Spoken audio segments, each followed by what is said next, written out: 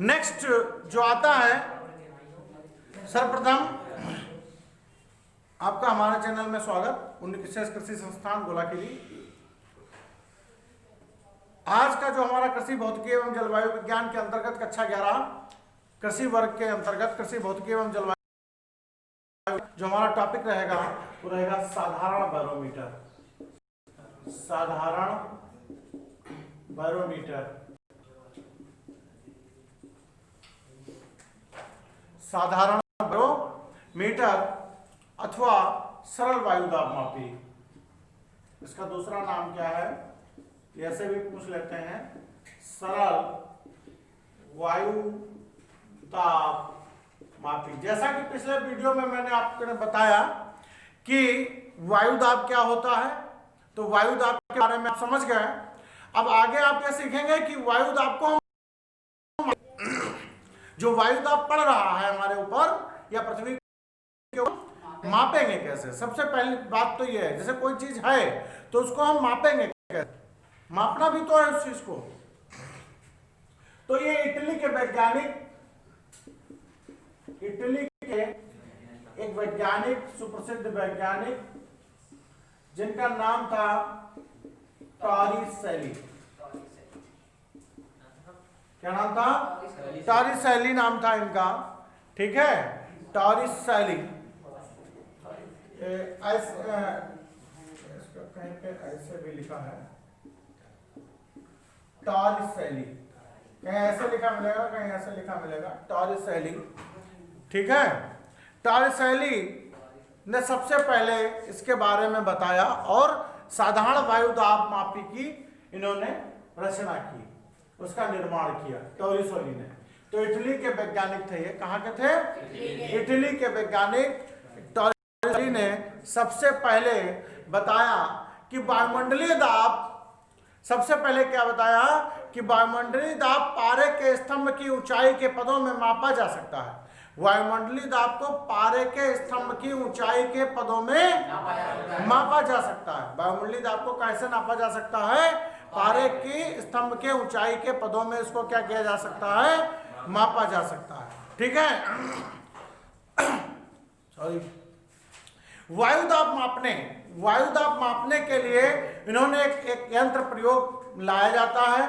वायुदाब मापने के लिए जो यंत्र प्रयोग में लाया जाता है उस यंत्र को हम वायुदाब मापी कहते हैं। वायुदाब मापने के लिए जो यंत्र प्रयोग में लाया जाता है उसे हम क्या कहते हैं? वायुदाब मापी कहते हैं। बात समझ गए? समझ गए? जैसे जो बुखार नापने के लिए थर्मामीटर प्रयोग में लाया जाता है उसे हम हिंदी में क्या कहते हैं? ज्वर मापी। ज्वर माने बुखार, मापी माने मापने वाला यंत्र, तो ज्वर मापी। समझ गए? अगर हमें बुखार नापना हो तो थर्मामीटर से नापेंगे। थर्मामीटर अंग्रेजी शब्द हो गया, समझ गए? वैसे ही और उसको हिंदी में बोले तो क्या बोलेंगे? ज्वर मापी। ज्वर माने क्या हो गया? बुखार। अब मापी मतलब मापने वाला यंत्र हो गया, तो ज्वर मापी। उसी प्रकार से वायु दाब मापी, वायु के दाब को मापने वाला यंत्र। वायु दाब मापी, वायु के दाब को मापने वाला यंत्र। इंग्लिश में बोले तो बैरोमीटर। इंग्लिश में बोले तो क्या बोलेंगे? बैरोमीटर। बात समझ गए ना? बैरोमीटर कहें या वायुदाब मापी कहें, चाहे थर्मामीटर कहें या ज्वर मापी कहें, बात एक ही है ना। चाहे थर्मामीटर कह लो, चाहे ज्वर मापी कह लो, चाहे बैरोमीटर कह लो या वायुदाब मापी कह लो, बात एक ही है। बात समझ गए? आगे समझेंगे इसके बाद में ध्यान से कि इन्होंने क्या किया। इन्होंने एक नांद ली। पहले इनके प्रैक्टिकल को समझाते हैं टॉरिसेली ने किया क्या। इन्होंने एक ऐसे प्याला लिया, इस प्याले में ये पारा भर दिया। ये सब क्या भर दिया? ये पारा। ये जो है इसमें पारा भर दिया। समझ गए? ये सब क्या भरा है इसमें? ये सब पारा भरा है। और इन्होंने 1 मीटर लंबी, 1 मीटर ऐसे, एक ऐसे कांच की नली ली। अब ध्यान से समझेंगे, इस कांच की नली की लंबाई कितनी थी? 1 मीटर। कितनी थी? 1 मीटर। 1 मीटर का मतलब 100 सेंटीमीटर। और उसको यहां तक बिल्कुल लबालब कहां से भर दिया? पारा भर दिया, बिल्कुल पूरा ऊपर तक। समझ गए? एक बूंद भी वायु ना आ पाए, इतना इसके अंदर क्या भर दिया? पारा भर दिया। उसको इस तरीके से, जब नली में, मान लिया हमारी ये नली है, इसको हमने ऐसे अंगूठे से ऐसे दबा दिया। अब इसको मैं ऐसे उल्टा कर देता हूं तो क्या पारा गिरेगा नीचे? तो अंगूठे से ऐसे दबिए ना, और इसको ऐसे उठा करके ऐसे इसके अंदर रख दिया, इस प्याले के अंदर रख दिया, जिससे कि जो खुला हुआ सिरा था वो इस पारे के अंदर डूब गया। जो खुला हुआ सिरा था वो इस पारे के अंदर डूब गया। मतलब इस टाइप से नली आ गई, खुला सिरा इसके अंदर आ गया, ऊपर से तो क्या है? बंद। अब पारा तो इसमें पूरा भरा है, समझ गए? फिर भी देखते हैं, जब इसमें ये पारा भरा है तो देखते हैं फिर भी कुछ पारा ऊपर से खसक कर नीचे आ गया। भाई पारा तो यहां तक भरा था, पूरा भरा था, अभी हमने बताया, लेकिन कुछ पारा क्या हो गया? ये पूरा पारा भरा था? नहीं भरा था, लेकिन कुछ पारा क्या हो गया? खसक गया। कुछ पारा क्या हो गया? खसक गया नीचे। मतलब कुछ पारा किसमें आ गया? अब प्याले में आ गया। समझ गए? प्याले में भी पारा ही है, वो पूरा थोड़ा ना भरा था, प्याला थोड़ा ना पूरा भरा था। अब ये इतना लगभग पारा नीचे खसक आया, तो अब ऊपर क्या वायु है? यहाँ पे नहीं है। वायु यहाँ पर कैसे पहुंच गई? क्योंकि नीचे से भी पारा है, ऊपर भी इसके पारा है।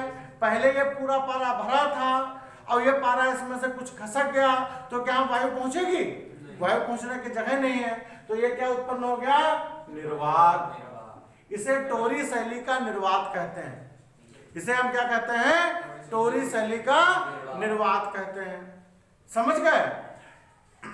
इन्होंने इसको नाप के देखा तो इसमें देखा लगभग ये 76 सेंटीमीटर तक पारा रह गया। 24 सेंटीमीटर का लगभग निर्वात उत्पन्न हो गया। फिर इन्होंने इस नली को ऐसे तिरछा किया, थोड़ा सा तिरछा किया, तब भी देखा कि पारे की ऊंचाई तो हल्की सी बढ़ गई ऐसे, लेकिन ये जो तल है ये बराबर ही रहा। समझ गए? जो टोटल ऊंचाई थी वो इसकी क्या रही? वो 76 सेंटीमीटर ही रही। समझ गए? मतलब नली को टेढ़ा करने पर भी पारे के तल पर कोई प्रभाव नहीं पड़ा। पारे नली को टेढ़ा करने पर लगा था पारा ऊपर जाएगा, लेकिन पारा थोड़ा गया तो, लेकिन जो टोटल पारे की जो लेंथ रही, ऊर्ध्वाधर जो ऊंचाई रही पारे की, जो ऊर्ध्वाधर सीधे सीधे ये जो ऊंचाई रही, ये तो ऐसे तो बढ़ेगा, लेकिन ये जो ऊंचाई रही यहां से वो कितनी रही? 76 सेंटीमीटर ही रही। पारे की जो ऊर्ध्वाधर ऊंचाई रही वो कितनी रही? 76 सेंटीमीटर ही रही। समझ गए? तब आपने बताया, उन्होंने बताया, किन्होंने? टोरी शैली ने। आपने क्या बताया? कि नली में पारे की ऊर्ध्वाधर ऊंचाई स्थिर रहने के कारण उन्होंने बताया, क्या बताया? कि नाद में पारे का तल, नाद मतलब प्याला, नाद में पारे के तल पर वायु का दाब नीचे की ओर कार्य करता है। मतलब यहां पर भी एक वायु का दाब नीचे की ओर कार्य करता है। बात समझ में आए? नहीं? नाद में जो नाद है, इस नाद में ये जो पारा भरा था, यहां पर भी वायु, जब नली नहीं लगाई थी तब भी वायु दाब ऐसे लग रहा था, नीचे की ओर दाब लग रहा है। समझ गए? नाद में जो वायु दाब है पारे पर किधर की ओर काम करता है? नीचे की ओर कार्य करता है। समझ गए?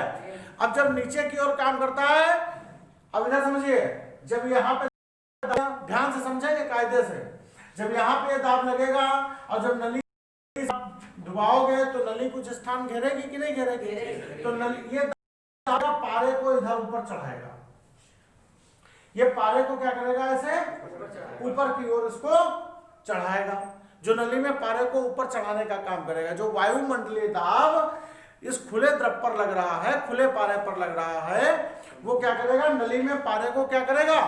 ऊपर चढ़ाने का कार्य करेगा। नली में पारे को क्या करता है, ऊपर उठाता है। लेकिन नली में ऑलरेडी पारा भरा हुआ था, नली में पूरा पारा ऑलरेडी भरा हुआ था, तो उसका भार, अब जब इसको हमने उल्टा करके इसमें लगा दिया तो इसका, इस पारे का भार भी तो होगा, ये भार क्या हो जाएगा, नीचे की ओर लगेगा। भार क्या हो जाएगा, तो पहले भार ज्यादा था, जब पूरी नली भरी थी तब पारे का भार क्या था, इस स्तंभ का भार ज्यादा था। तो ज्यादा होने के कारण इसमें से कुछ पारा काहे में आ गया, नांद में आ गया, समझ गए। लेकिन यहां से ये वायुमंडलीय दाब इसमें पारे को ऊपर भी तो चढ़ा रहा है, समझ गए, ये ऊपर चढ़ा रहा है, लेकिन पारा अपने भार के कारण क्या कर रहा है, नीचे उतर रहा है। तो काम तो वही होगा जब तक जिसका मान ज्यादा होगा। अभी भार का मान ज्यादा था इसलिए पारा कहां आ गया, किसमें आ गया, नली में आ गया, नाद में आ गया। लेकिन जैसे ही दोनों ये बल बराबर हो जाएंगे, मतलब ये वायुमंडलीय दाब और पारे का भार, नली में पारे का भार दोनों बराबर हो जाएंगे, पारा नीचे उतरना बंद कर देगा। और ये क्रिया कहां पर समाप्त हुई, 76 सेंटीमीटर पर, समझ गए। जो टोटिसोली ने मापा, ये क्रिया कहां पर समाप्त हुई, 76 सेंटीमीटर, समझ गए।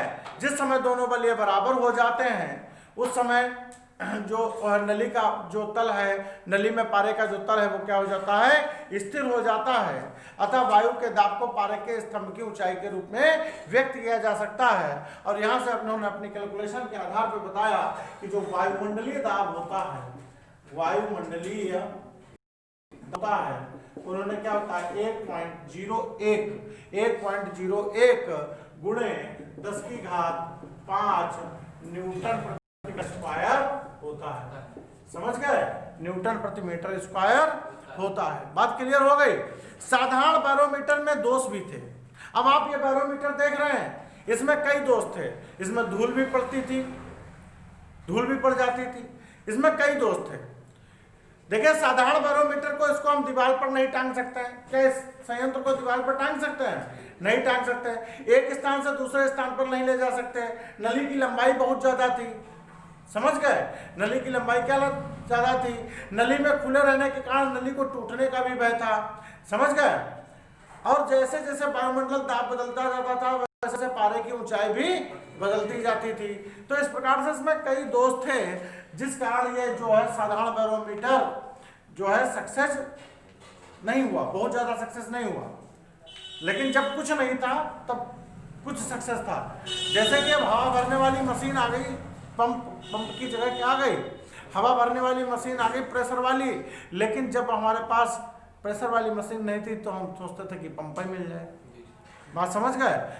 जब था तब ये बहुत था वायुमंडलीय दाब नापने के लिए।